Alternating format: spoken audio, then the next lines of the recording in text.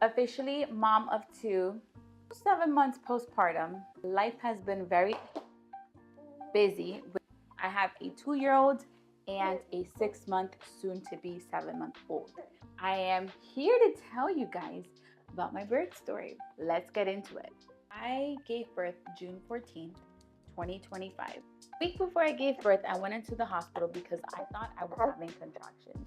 I was comparing it to whenever I gave birth to my daughter, and with her, I basically had like Braxton Hicks throughout the day, and one of them popped my water, and I was in full-blown labor. So I thought it was almost the same with him. False alarm, I was not. I was just having Braxton Hicks, and that was just my body preparing for the actual day of labor. So a week before that happened, I had to get a cerclage for my pregnancy because I had a loss before my daughter at about 18-17 weeks. So with my pregnancies after, I just put on a cerclage just to be on the safe side. A loss is just so devastating, and I didn't want to go through that again. So with him, I had a cerclage, and as soon as they take it out, they typically say that you may go into labor immediately. Sometimes people go into labor on their due date. Cerclage, you would normally go into labor pretty shortly after taking it off. All that to say, I got my cerclage taken out June 4th. So with my daughter taken out, I went into labor, I believe 3 days after I had it taken out. With him, I wanted to just get him out of my body. I was huge, I was uncomfortable. I was just basically surviving the last few weeks. It was terrible. As soon as I had it taken out, I'm like, okay, body, are you gonna go into labor? Hello, hello, and nothing. So I started walking, I started taking the red raspberry tea, I started eating the dates, I was doing everything, and nothing was happening.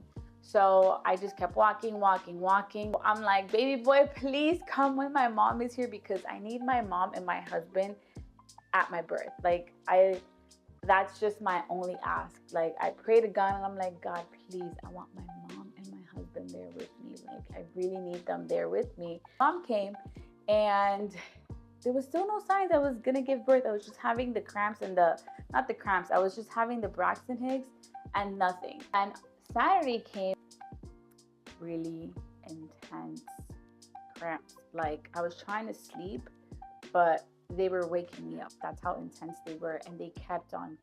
They were about 20 to 30 minutes apart from each other, and they started getting really intense, and they started getting closer together, but not extremely close together.